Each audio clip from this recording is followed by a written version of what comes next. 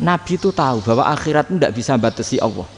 Kamu tidak bisa nyemprit Allah. Allah, ini akhirat loh. Amal sudah ada manfaat. Ingat itu. Tidak bisa seperti itu. Allah itu nggak bisa tunduk sama konstitusi yang bernama akhirat. Artinya Allah meskipun di akhirat tetap duwe hak yaf'alu ma yasa atau yaf'alu ma yurid. Nggak bisa kamu terus wah ini akhirat amal ra iso dikirim wong mati, amal ra iso dikirim. Yang pangeran kok mbok atur.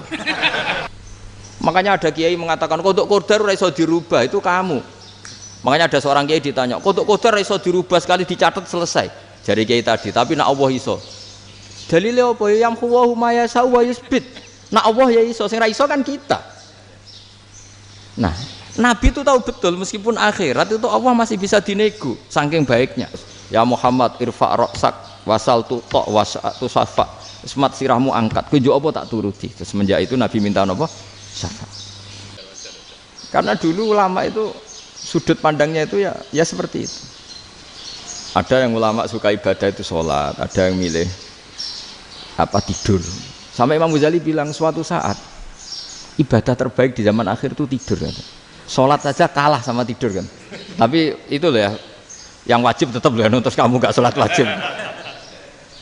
Begini beliau mencontohkan itu. Ada orang sholat tahajud terus obsesinya itu ingin hajatnya terkabulkan. Sementara yang tidur obsesinya nikmati rahmatnya Allah, boleh tidur, bisa tidur. Kata Imam Ghazali, timbang kita tahajud terus nuntut pangeran aduk turu katanya. Mergo engko dia akibat terus setan memberi bisikan, lho nyatanya kamu tahajud ya gak terkabul. Berarti cerita bahwa Nabi ngendikan kalau doa tahajud mustajab enggak. Daripada ngono ki aduk turu ora tau donga. Timbang abri-abri Islam kan, timbang ngelek-ngelekin apa? Islam. Jadi ulama itu mulai dulu itu sudah berpikir. Banyak orang menjadikan tahajud, sholat malam itu media untuk hajatnya. Dan kalau nggak kesampaian ini mutung.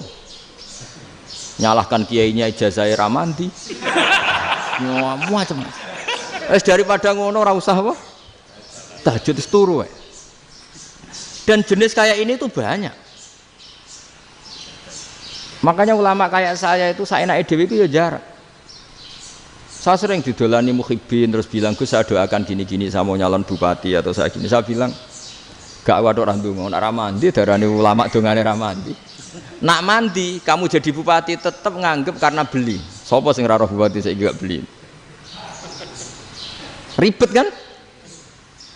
Ketika mereka jadi ngunsurkan doa kamu apa karena kemarin beli? Yang beli maksudnya nggak beli nggak usah tersinggung. Jadi ribet ngadepin. Nggak artinya gini loh, doa itu jangan dipakai begitu loh. Kalau minta nasihat, tak nasihati jadi bupati yang baik, gubernur yang. Kalau minta doa itu resikonya. Akhirnya kiai kalau diminta doa ya doa, sebenarnya diisinya itu nggak doa kemenangan. Selamat. Itu nggak selamat gitu. Karena ribet. Makanya Islam itu doa itu setelah iman. Aturan iman benar baru doa. Aturan iman benar termasuk Allah itu yaf'alu ma yasha, boleh melakukan yang dikehendaki. Allah enggak boleh terdikte oleh doa kita, enggak boleh. Ya saya ulang lagi ya, mazhab Hasan Asyadzili ini khas kita. Jadi la ilaha illallah itu didahulukan sebelum istighfar.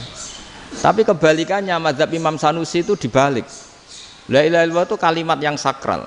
Karena yang sakral dibutuhkan muqaddimah. Yaitu yang melafadzkan harus yang sudah bersih, yang sudah steril baru melafadzkan la ilaha illallah. Maka dalam mazhab Sanusiyah istighfar dulu baru la ilaha illallah. Nah cara mazhab Abdul Hasan Asyadzili kebalikan, istighfar itu sah setelah sahnya tauhid.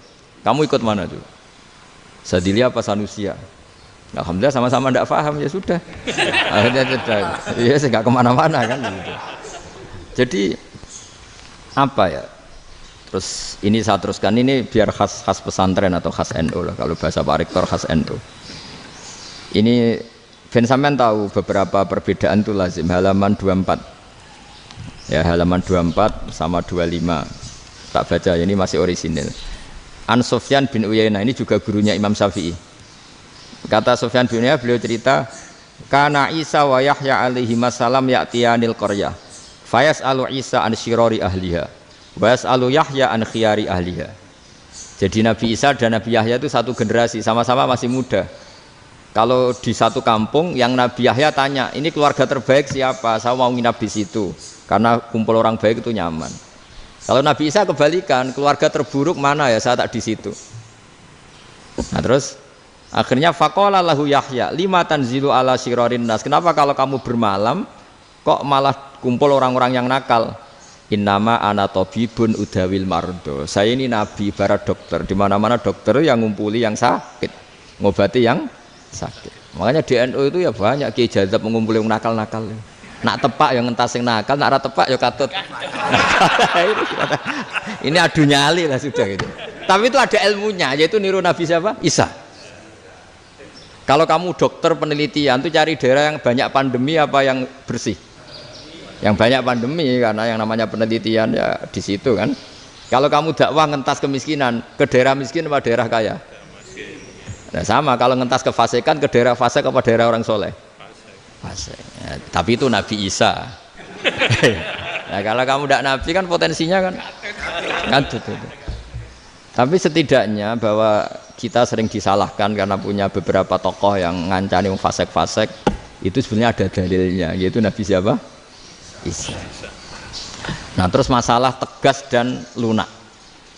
Ketika ada mahasiswa misalnya pacaran, boncengan lanang dan perempuan, itu pilihan kita apa? Kalau tegas, terus gak mau mendengar kita. Misalnya gini contoh gampang, tak beri contoh Pak D. Jangan orang tua, nanti secara fikih itu beda. Nah ini kan kita orang pesantren, nah, biasa ngaji fikih detail. Kamu Pak D seorang perempuan, mahasiswi misalnya, sering pacaran. Setiap ke situ sama pacarnya kamu diam saja. Padahal kamu dosen keislaman.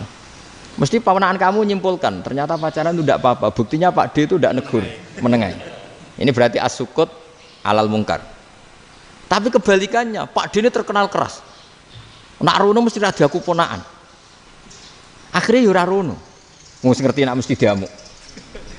Nah, dua orang ini sama-sama gagal kan? Yang lunak menjadikan ponaannya pacaran terus karena enggak negur sehingga dikira membolehkan. Sing keras juga agak sempat bina wong rono era wani. Akhirnya dua orang ini sama-sama enggak ketemu, sama-sama enggak berkesempatan membina kan? Gagal membina kan? Karena yang keras ponaannya enggak pernah situ, berarti enggak bisa bina kan? Yang lunak membiarkan berarti juga ada bina. Nah, Islam itu antara dua itu. Ya agak terlalu lunak, enggak terlalu keras. Karena kalau terlalu keras, misalnya ada kiai terlalu keras, lu masyarakat mau tanya itu gimana? Lari kan? Lu saya ini punya pengalaman pribadi. Saya ini kan kecelok orang alim. Itu kalau pernah ya saya itu berusaha ya pokoknya ya umumnya orang alim lah. Tenang, terus anteng, enggak gejlok-gejlokan. Itu enggak ada yang tanya. Saya mimpi ketemu beberapa ulama itu disalahkan. Terus umat saya kalau mau tanya itu ke siapa? Wong alim wis wibawa, meneng tambah banget wibawane. Bala Quran sering gojlok rektor macam-macam. Terus wong wanita kok, saya biasa ke pasar pandangan dicegot orang. Gus, putri saya itu sering keluar darah tapi melebihi batas haid gini-gini. Kalau badhe sowan jenengan, gak usah sowan ning kene mbek ngadeg-ngadegan. Terus tanya, yang haid berapa hari, Gus? Ya supaya rudat ilal adat sebelum dia punya penyakit istihadah itu berapa? 6 hari ya sudah, kembali 6 hari lainnya mustahadah, tetap sholat, tetap normal. Tapi kalau sawi bawa moro pasar go tasbih duwilu. Iku mesti wong salaman njaluk donga yakin.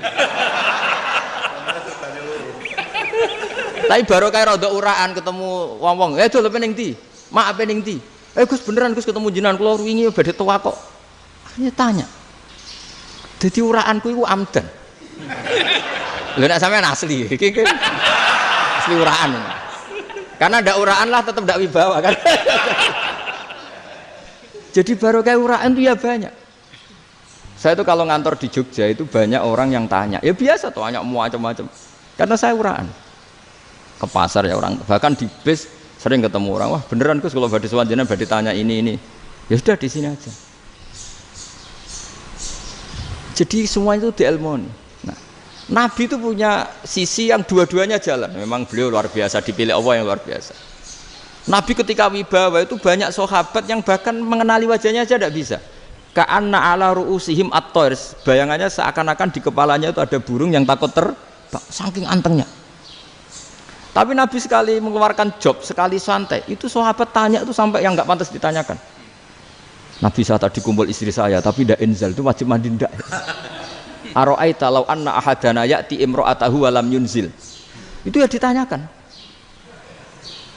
Nabi pun kumpul ya betul saged inzal sepundi. Guys betul lagi. Terus ya ada yang tanya macam-macam.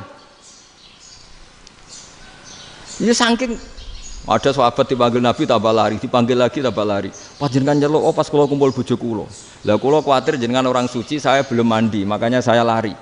Nabi ngendikan innamal mukmin thahir, ya nak masalah ketemu kiai ra apa-apa ijek junub. Sementing kok nak salat ya adus sik. Tapi Nabi sekali pakai madzahirul jalal, tapi pakai wibawanya, itu orang enggak berani ngomong. Tapi sekali Nabi rileks, itu orang bisa tanya apa saja, termasuk halal yang enggak pantas. Lalu ada sahabat itu tanya lucu, tanya Maimunah. Maimunah itu ya cantik tapi sudah agak tua lah.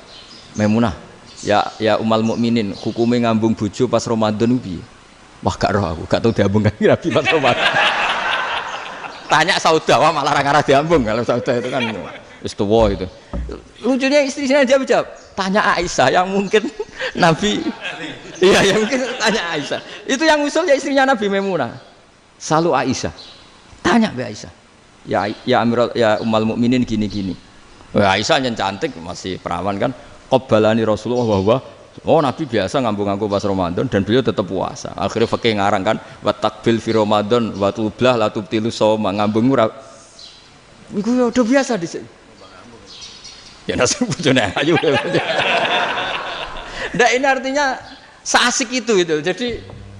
Jadi garwane Nabi sing ngrasa rodok tuwa. Wah, aku ora tahu. Kok Aisyah. Serilek itu dulu itu.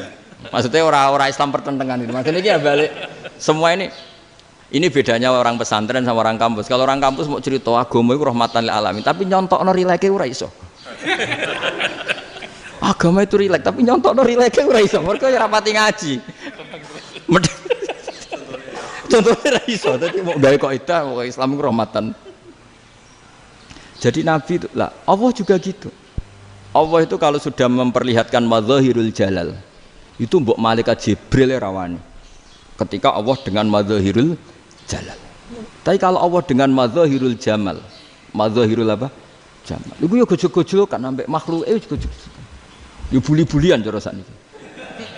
Ya sampean delok ning hadis syafaat itu, akhiru man dakhalal jannah atau akhiru man kharaja minan nar, itu di beberapa judul. Ada seorang rojul yang ahli neraka ya, dintas mbek pangeran terus didudono swarga. Gusti, swarga sengiler tok ora wong wayu ora wis ngiler tok. Ngger njaluk Gusti mosok roh tok ora oleh mlebu. Jarimu asal mlebu metu kon neraka ora njaluk-njaluk meneh. Sumpah lho ya, gak njaluk apa-apa meneh. Mboten Gusti. Sekali saya keluar dari neraka ndak akan minta apa-apa lagi. Wis. Wallahi, wallahi. La as'alu ghairaha. Mesti ghaira khoslah, ghaira tilkal khoslah. Ya niku pokoke selain keluar dari neraka saya ndak akan minta lagi. Didono swarga wong do kelon seru wibet kan. Sing bojone elek kan dendam dadi ning swarga iku. Swarga wis macam-macam. Gusti mosok roh tok ora oleh mlebu. Jarine janji ra njaluk meneh. Akhire ya wis didelokno neraka. Jadi pangeran jawabe gampang, didelokno neraka. Roh neraka begitu menyakitkan, begitu ngeri. Sudah Gusti saya ndak minta surga, sementing enggak masuk neraka. Rabbana srif anna adzab jahannam. Setelah lama itu diadepno swarga njuk mlebu swarga, terus diadepno nang neraka. Akhirnya ya sudah. Saiki mlebu swarga gak apa-apa. Iku jawabe lucu. Atas taziu jenengan ngenyek kula. Wong karwan ahli swarga kok mlebu swarga. Terus akhirnya mlebu swarga, kan mlebu swarga tamanna, sangen-angen sing mbok jaluk apa? Orang angen-angen yang indah-indah, laka wa asratu amsal, ya siku tak turuti wa asratu amsalih lan lipatan ke-10. Jawabe wong lanang ya lucu. Atas tazi ubi wa anta rabbul alamin. Jenengan pangeran kok ngenyekan. Maksudnya wis karuan aku ora pantes. Terus jare pangeran, la astazi ubika walakinni alama asya'u qadir. Aku gak ngenyek kowe, pancen aku pangeran. Nuruti kowe iku iso. Jadi Allah sendiri ketika dengan madzahirul jamal itu malaikat ya ono sing wani bantah.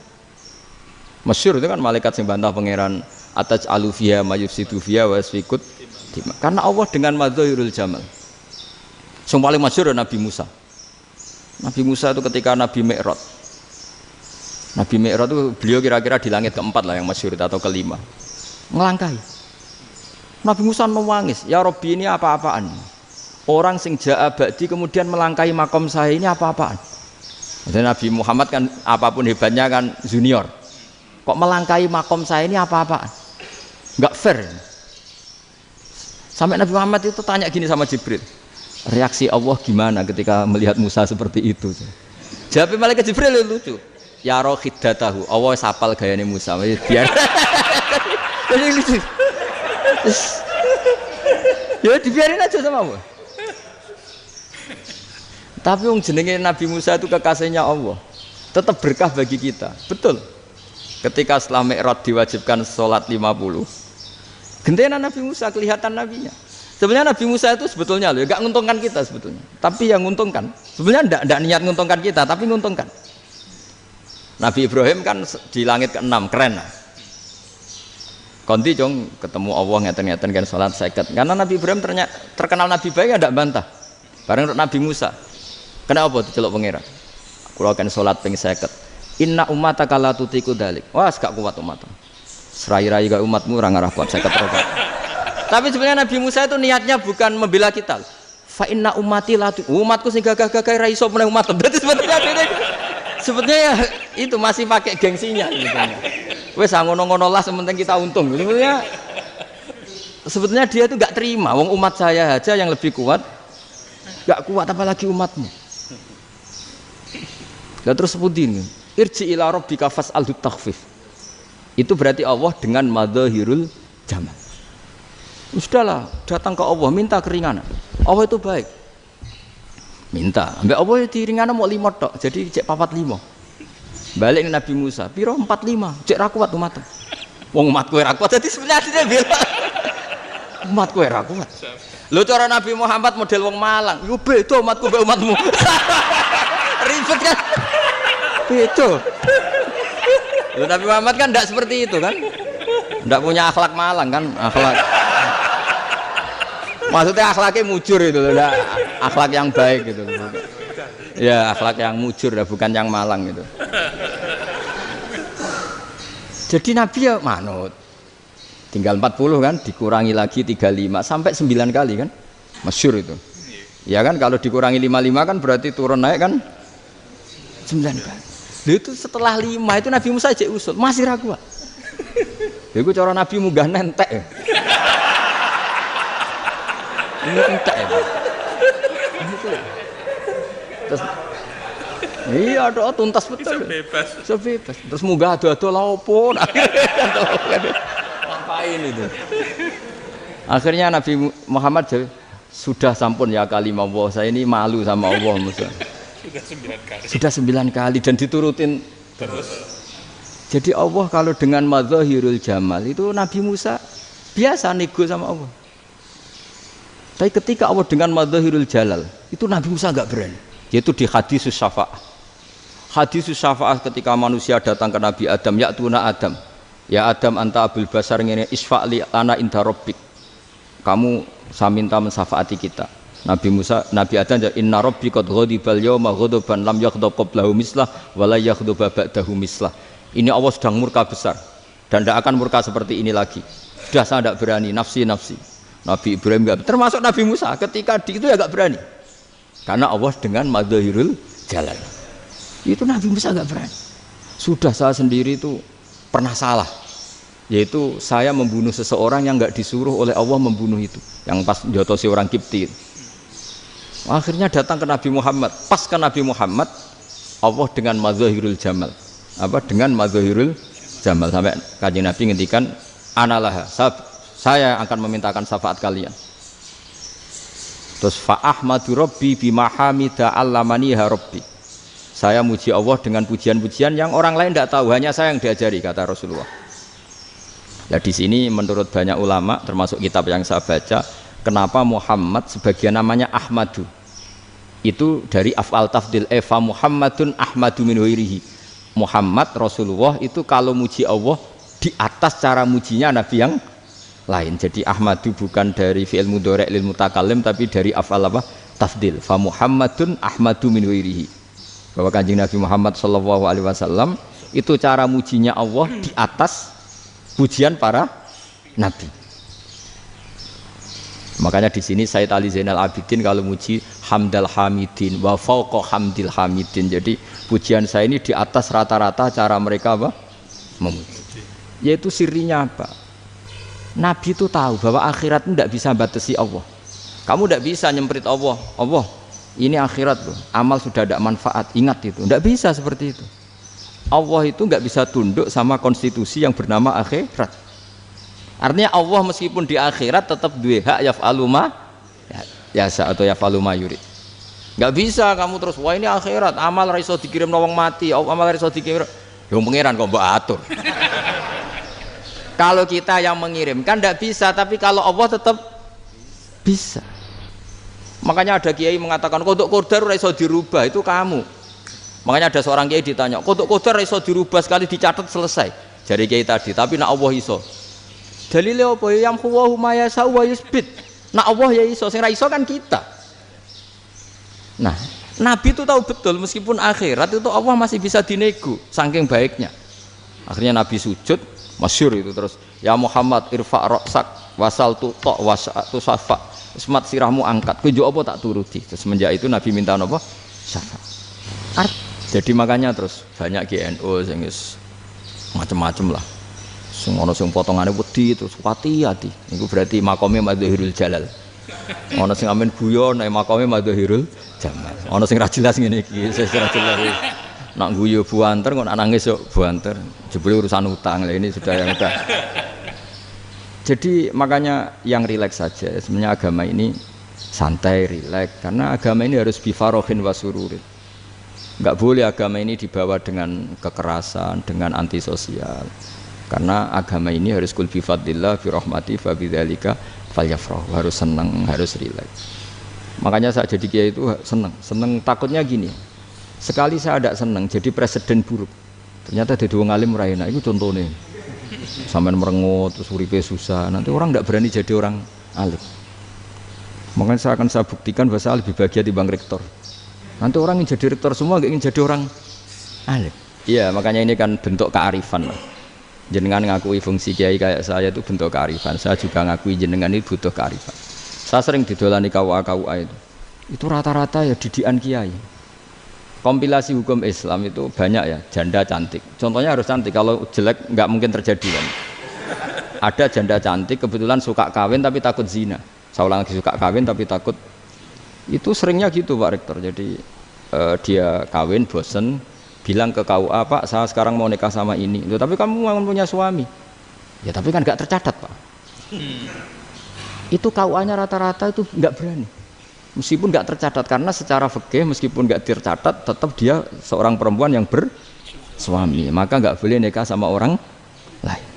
Tapi secara hukum santri nggak bisa dong menikahkan perempuan sing dzati zaujin yang punya suami. Jadi ini barokahnya kerjasama yang baik. Jadi di masyarakat itu tertanam didikan kiai nggak boleh nikahkan perempuan yang bersuami, tapi di KUA ngikuti hukum formal. Dan di Indonesia itu KUA itu rata-rata konsultasinya ya sama kiai, sehingga ya nggak berani akhirnya meskipun aku ya mlebu rokok mbak gak iso. Dan itu banyak. Seorang lagi ya, makanya ini kan pesantren itu nggak boleh mati. Orang kiai-kiai kayak saya nggak jelas-jelas itu harus lebih jelas lagi. Karena ini yang on time, yang online, yang siapa saja bisa tanya. Saya itu SMS saya itu nggak punya HP WA. HP jadul itu SMS-nya tiap hari tak berapa, orang yang tanya dari Kalimantan, dari Aceh. Gus di kampung saya ada masjid 2 itu yang Samana, ada yang dari orang perkotaan, Gus di perumahan baru ada masjid, yang Jumatan baru orang 12, sah enggak? Ya langsung saya jawab, sah. Dalilnya ini. Ya sudah, nah, tapi kata Imam Syafi'i gini harus orang 40, itu madzhab Syafi'i, dalam madzhab yang lain gini-gini. Itu kalau tanya rektor itu kan ribet. Masuk ajudan dulu, asisten dulu, panjang.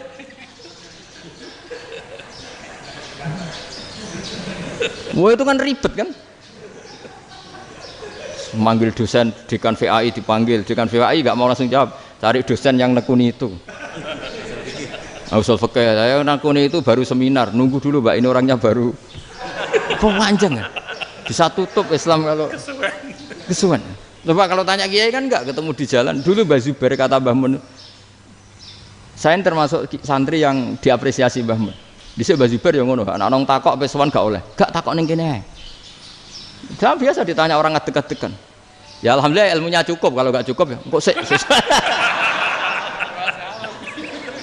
Jadi sebetulnya orang sopan itu ya agak-agak ada yang ditutupi sebetulnya.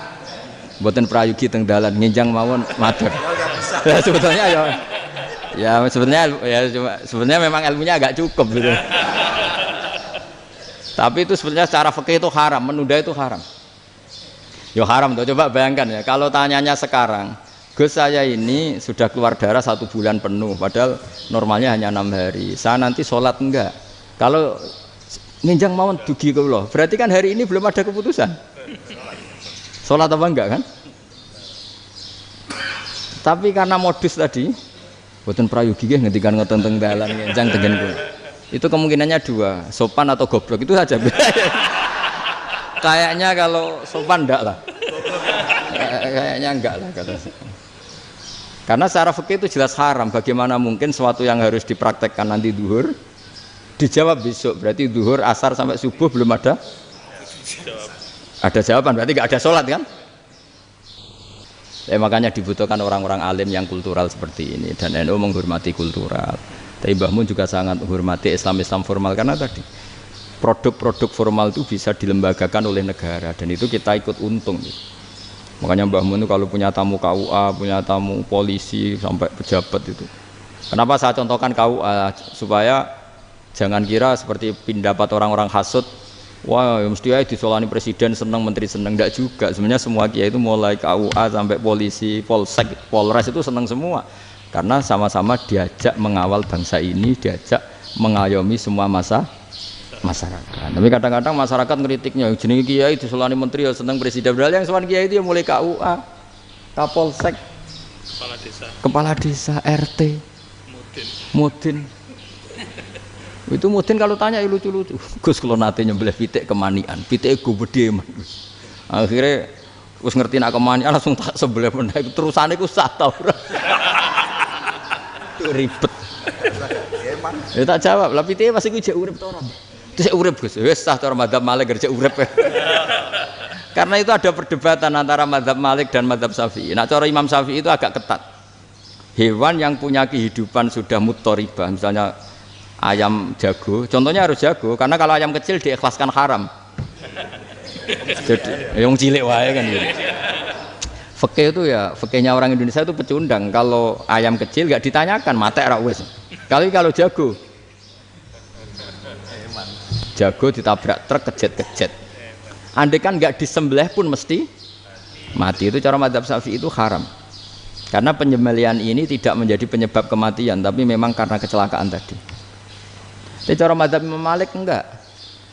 Andai kan enggak disembelih, matinya kan 2 menit lagi atau 1 menit lagi. Andai kan enggak disembelih, berarti mati sekarang itu bawaan pisau apa bawaan kecelakaan? Ya sudah halal gitu caranya. Nah akhirnya ya saya bilang ya sudahlah, kita semuanya mati. Jadi cara debat, cara Imam Syafi'i enggak, cara berpikir itu sudah tidak kehidupan yang normal, yang dimana-mana penyembelihan itu mematikan yang hidup normal. Jadi agak ketat. Sehingga dalam contoh kemanian, kalau dalam bahasa Jawa nyembelih agak sempurna terus pesonya jatuh atau apa itu, kalau pakai madzhab Syafi'i agak kesulitan. Jadi kalau madzhab Malik asal diselesaikan secara fauron, dan juga sebagian madzhab Syafi'i itu halal. Nah orang mesti tanya gitu, Gus, wedhusku tabrak truk, man Gus kejet. Tapi nak pitik cilik ra ditakokno. Makanya termasuk kritiknya Mbah Mun, tapi ini madzhabnya Mbah Mun ya, kamu boleh ikut boleh ndak, karena ini urusan ndak penting. Dewe wong-wong lucu, nak ditakoki yuyu muni haram mergo amfibi. Yuyu ngerti ya, Man? Yuyu nggih. Tapi nak ditakoki kepiting muni halal. Mergo nak yuyu haram gak eman, nak kepiting eman. Padahal alasannya coba, kenapa yuyu haram? Karena amfibi kan, bisa di air. Pertanyaannya, kepiting seperti itu ndak? Nah, tapi kepiting kalau haram kan eman. Karena besar kan. Kalau yuyu silahkan haram kan gitu. Artinya apa? Fikih kita ini agak-agak pecundang gitu, agak-agak pertimbangan. Iya, ini lucu kan? Kualitatif. Coba alasannya yuyu haram karena apa? Amfibi kan? Hidup dua alam. Pertanyaannya kepiting seperti itu enggak? Iya. Iya, kenapa kalau orang tanya, yuyu haram apa halal? Rata-rata jawab haram. Tapi kalau kepiting mulai khilaf. Loh mestinya kan sama kan? Nah itu Karena unsur imannya. iya tadi. Saya juga sering melihat tonggo-tonggo itu. Ayam cuwilik sakmene ketabrak truk, enggak ada yang tanya. Tapi saya pernah jalan-jalan di Naruan sini. Ono jago ketabrak, sing duwe langsung marani kula pas saya naik motor. Gus ini halal apa haram? Nah langsung kula sebelah halal apa haram? Wis kanggo kowe halal ya halal. Karena saya tahu tak jawab haram mesti kecewa itu. Aduh. Akhirnya kiai ini beratnya kan. Ya akhirnya ya saya setelah itu mate Imam Syafi'i ngapunten umat kula tuh ora siap ngangge madzhab jenengan tuh ndak siap. Untuk masalah ini tidak sama. Iya kan akhirnya pakai madzhabnya Imam Malik tadi. Ya tak Fatihah Imam Syafi'i ini mboten niat nglawan jenengan. Tapi ngobati tiang eman. Mergo pitike besar itu. Jadi ini kan cerita ya itu makanya yang rileks saja lah bahwa Islam ini yang rileks, yang menyenangkan karena ya agama ini harus menyenangkan. Raditu billahi robba. Raditu itu seneng banget, ridho itu puas. Enggak boleh beragama pertuntungan terus emosinan, ya marem atau raditu itu marem jadi yang nyaman. Ya saya kira demikian. Assalamualaikum warahmatullahi wabarakatuh.